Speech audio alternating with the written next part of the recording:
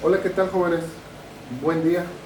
Pues aquí reportándome otra vez con ustedes. El motivo que no me reporté con ustedes, lo que viene siendo la semana pasada, es que a nosotros nos dieron vacaciones. Pues no se le podrían llamar vacaciones por esto que está sucediendo a nivel nacional o mundial, ¿no?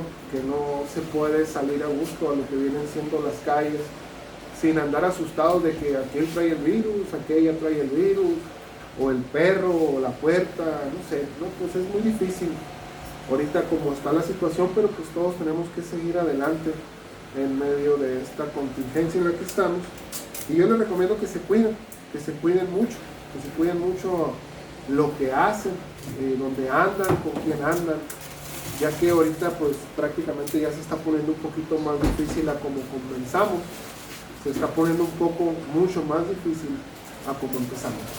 Pero bien, volviendo con lo que estábamos pendientes nosotros, en el último video yo les dije que íbamos a ver el sensor de temperatura del refrigerante del motor o sensor ETC, Engine Coolant Temperature, que vienen siendo sus siglas en inglés.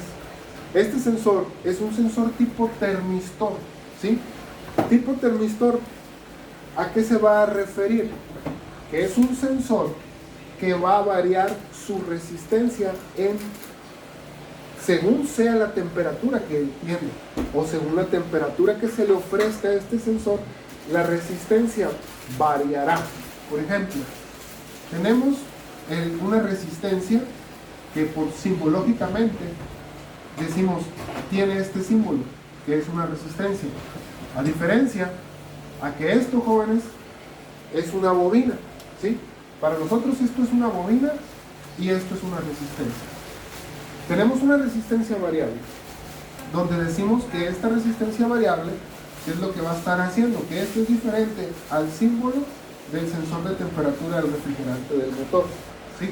Por ejemplo, este sensor generalmente, jóvenes, se encuentra ubicado en lo que viene siendo la caja del termostato, 30 a 20 centímetros no más lejos de lo que es la caja del termostato.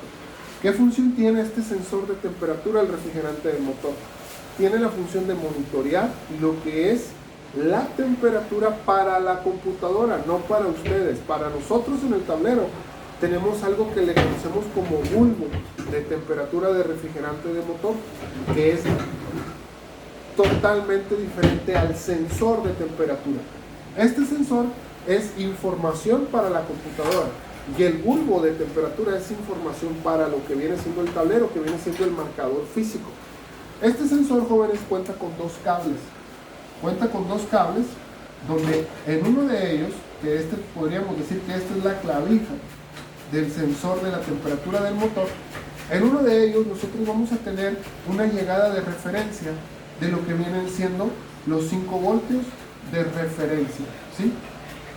Y el otro va a ser la salida hacia lo que es la computadora o la modificación de esos 5 voltios en base a lo que viene siendo la resistencia. Aquí tenemos algo muy en claro que ya nosotros lo estuvimos viendo en clases pasadas, en lo que viene siendo el plantel, donde nosotros hacíamos mención sobre una tabla de voltaje contra resistencia, que nosotros debemos de tener en cuenta que si es un sensor tipo termistor por medio de una resistencia, si aquí le entran, por ejemplo, los 5 voltios de referencia, ¿qué resultado obtendremos aquí de este lado? Eso va a variar según la resistencia en temperatura que pueda tener aquí, porque aquí puede ser menor o puede ser mayor lo que viene siendo su resistencia, pero eso va a depender de la temperatura que tenga lo que es el motor.